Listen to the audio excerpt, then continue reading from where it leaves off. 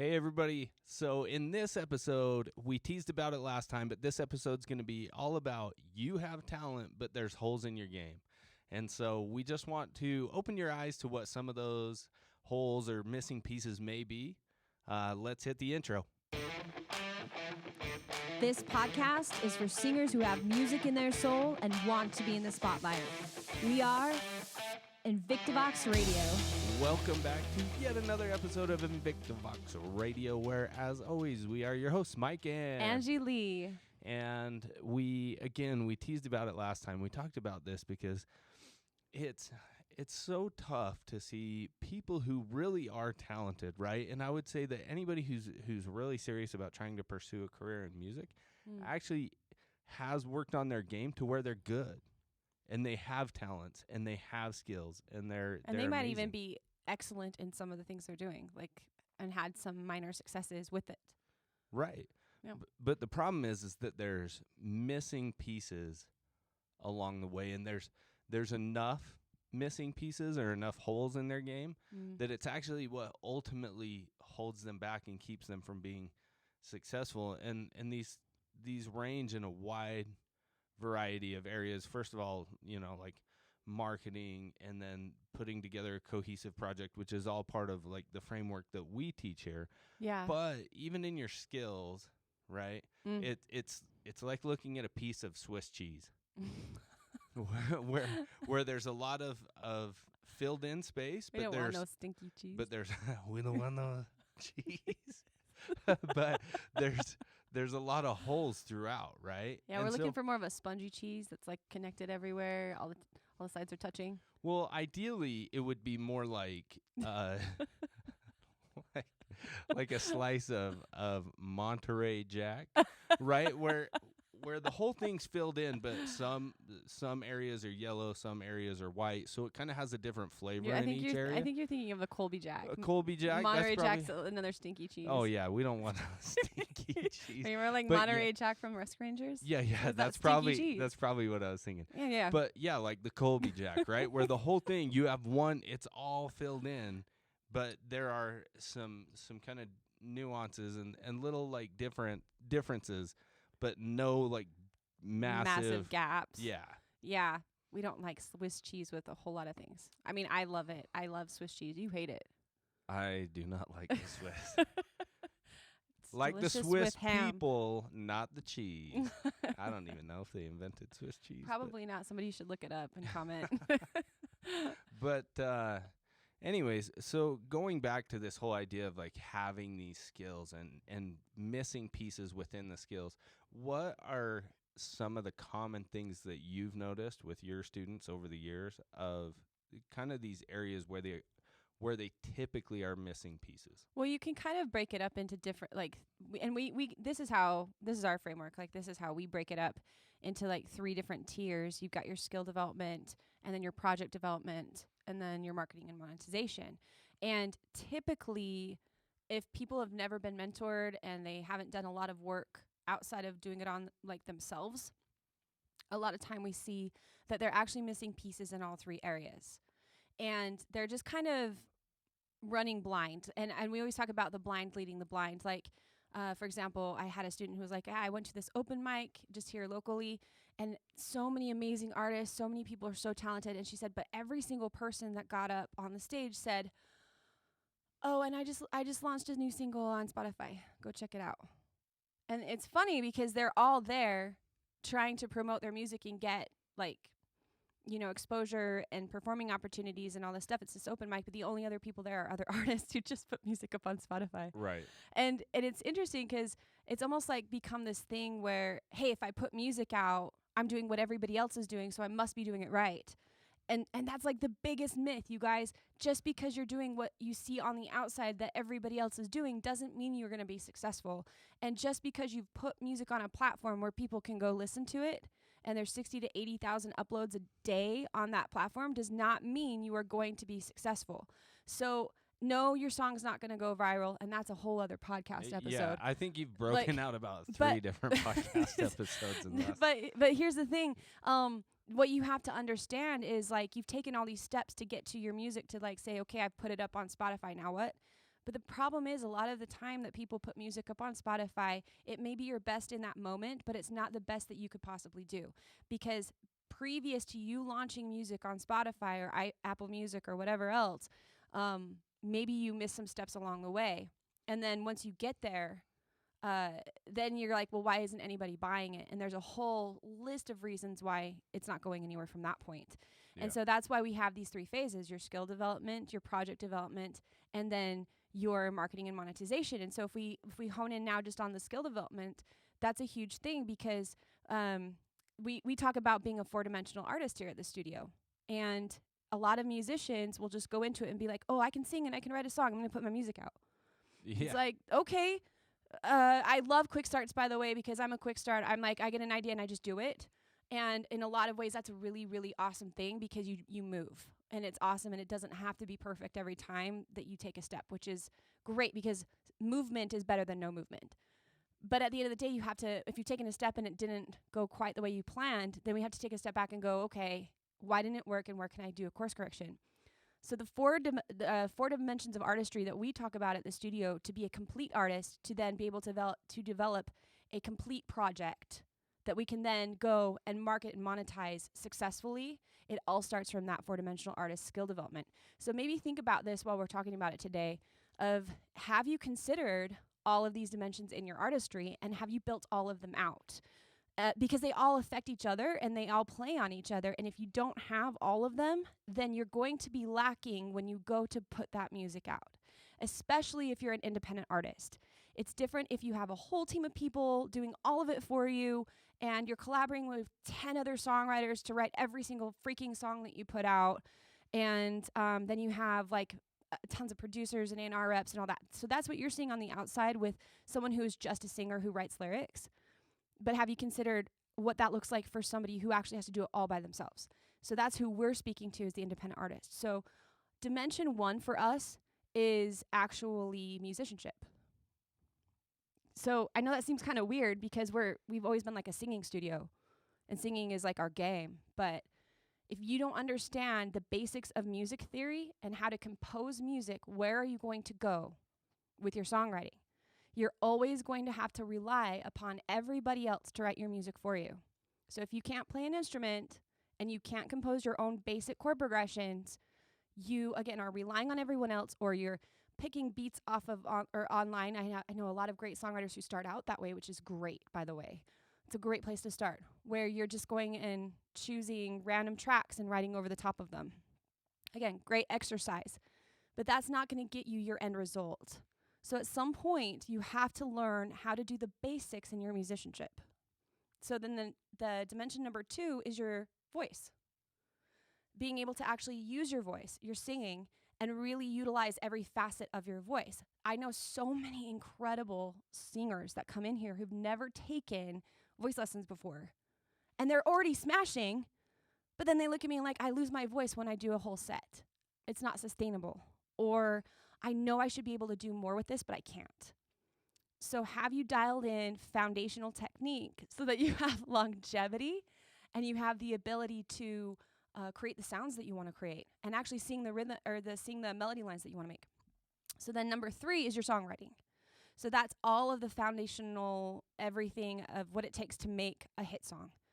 So a lot of us write on accident. I started out the first 10 years of my career that way, of just feeling my way through it. But then there comes a time when it's like, well, why do I write really good songs on accident sometimes, but not all of my songs are great? And it's because you don't know the whole formula. So understanding the whole formula of what creates a hit song is number 3. And then number 4 is your performance. And I think this is probably one of the ones that people underutilize the most. Yeah. Like musicianship and performance. They discount it the most because people are like, well, I'll just go out and perform. But have you ever considered the framework of what it takes to intimately connect to your song and your audience? Well, and that's where I think a lot of these people that come out, like performance is the polish. Yeah, it at is. The end, right? Absolutely. And that's like with your voice and your song and the presentation. It's all facets of that. Right. So you need all the other pieces to essentially bring together like a good piece of art, right? And I like it. Your dad always tells me, he's like, yeah, you can't polish a turd. I mean, you can, but it's still It's just always a gonna shiny turd, right? So, You're like, wow, that turd is really pretty. yeah. So It's essentially, still a turd. the first 3 levels are meant so that way you don't create turds, right? So that way you create a good piece of art.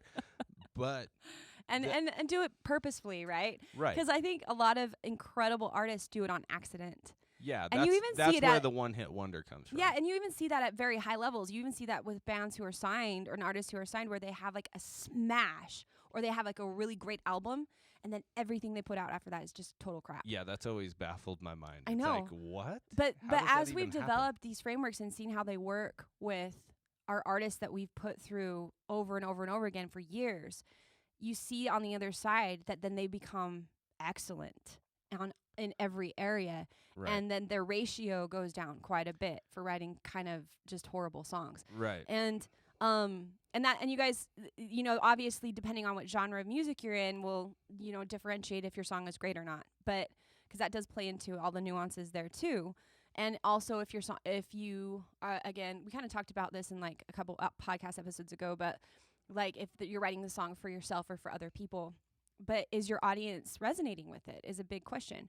So that's the thing so you have to consider all 4 areas of that development. And I think a lot of us are artists, and so we just kind of jump in and we're just like, I want to put music out. So we do everything we can to be able to put music out as quickly as possible without taking all of the steps to really make sure all the boxes are checked off.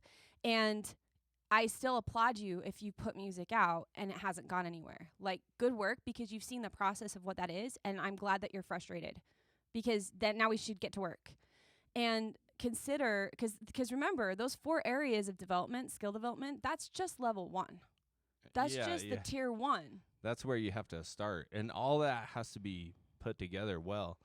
And I know a lot of artists who already have like 2 or 3 of those dimensions working, but maybe one of them isn't, or 2 of them aren't. And I really think that going into, I feel like most independent artists that are trying to make a start for themselves, the performance, and I mean the recorded performance, right? There's one getting up on stage and performing, which is its own animal, but then there's the performance of actually recording your music. And I think most people are not that great at this.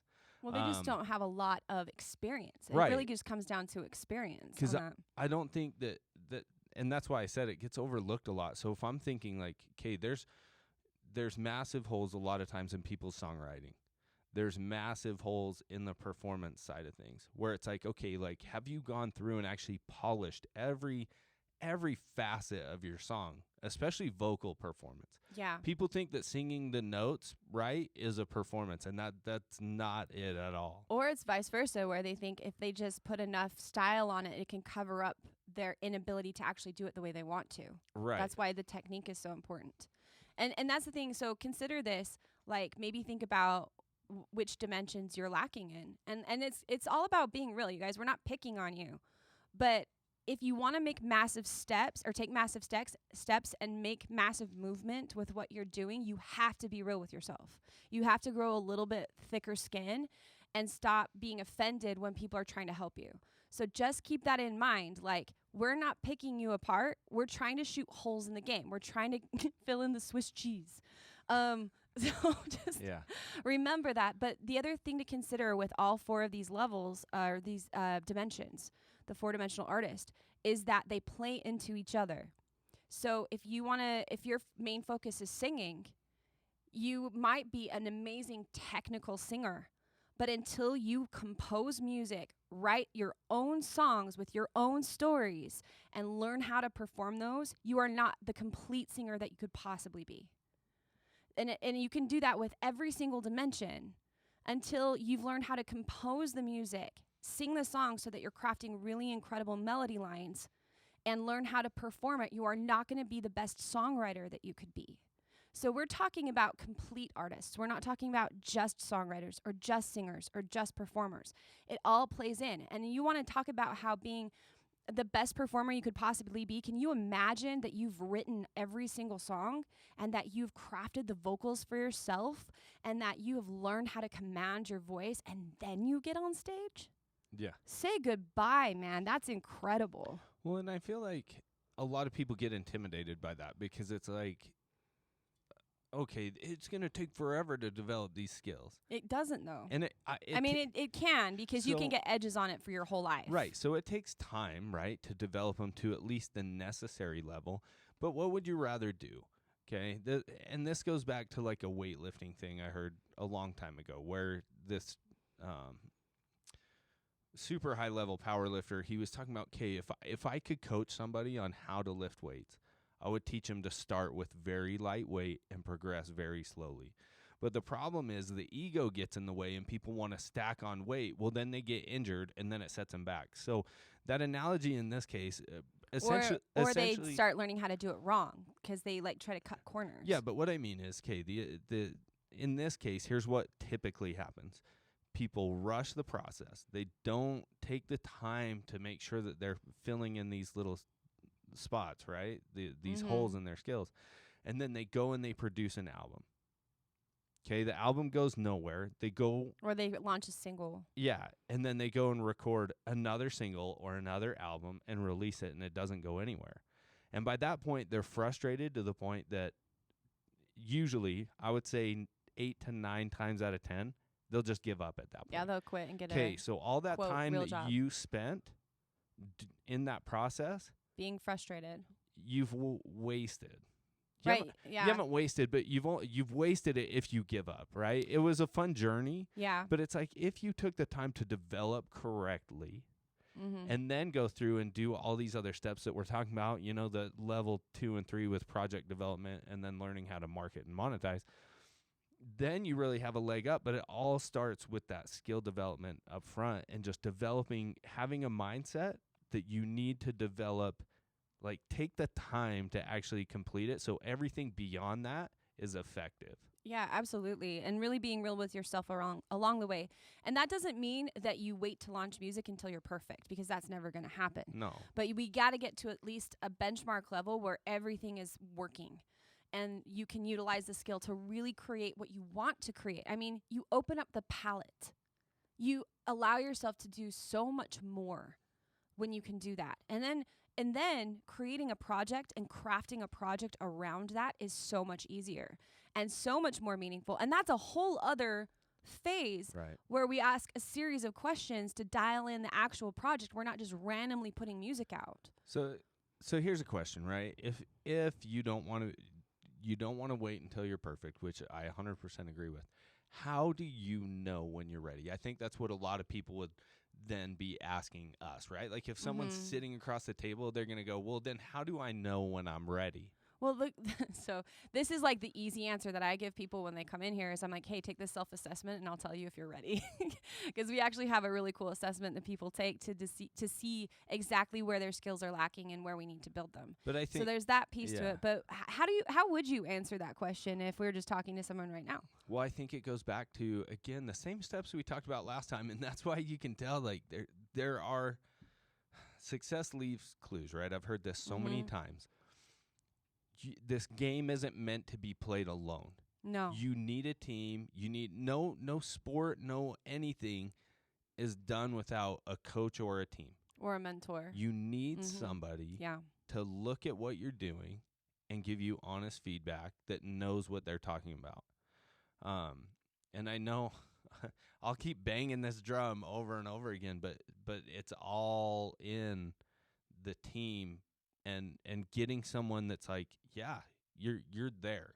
Like, now play me your songs. Let's look at demos. Let's work through this process together. And let me hear it, and I'll give you honest feedback, and we can develop it from there. But I think so much of it, this game isn't meant to be played alone. No. And you have blind spots that you can't see. It's amazing how many times people have brought up my blind spots, and at first I'm in denial about them because you take it so personally. But if you can step back and step away from that and just take honest feedback and realize that this person is on your team not to knock you down, but to try and give you the best chance at success that you can possibly have, then you put yourself in a much better situation to win. Yeah, wasn't it Michael Jordan who hates his coach to this day? Oh, Tim Grover? Yeah, he hates Tim yeah, Grover. he's like, if I ever see you again, I'll shoot you. Because of the grueling regiment that Tim Grover put Michael Jordan through, but to this day, he's still one of the greatest basketball players of all time.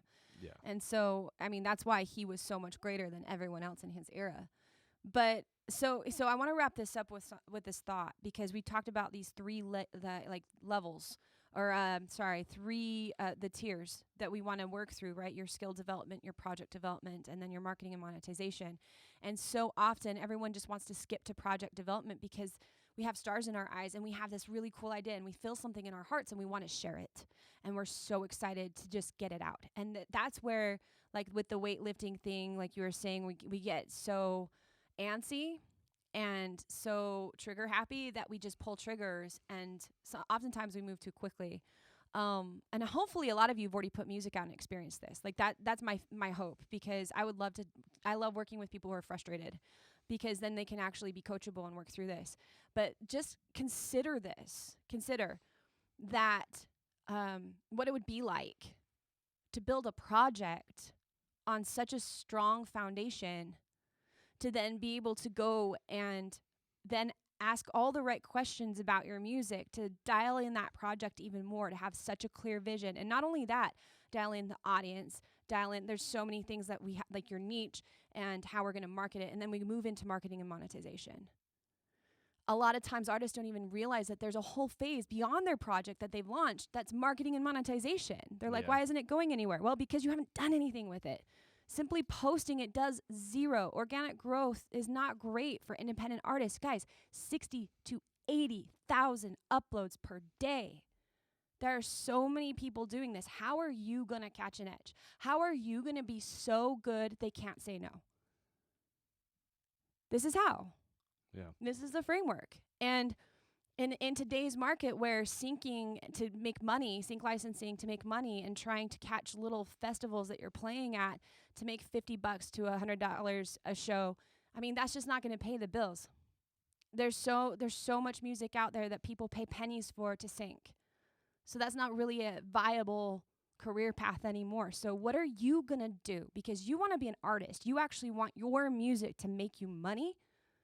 Well, then this is the path. That's how you do it. And if you're triggered by that, then go take a breath and run or something, and then come back to it and reevaluate where you're actually at, get real with it, and then take the next step. Yeah. Because if you're going to be doing this for the rest of your life because you can't quit, then you might as well start now in working on the things that are actually going to get you there. And stop being like high on your own supply. Yeah. No, and I think that's kind of a good place to wrap this one up. I just wish, I hope that if you're listening to this, that you can take that to heart and then start to implement that, just that lesson in your game. Yeah.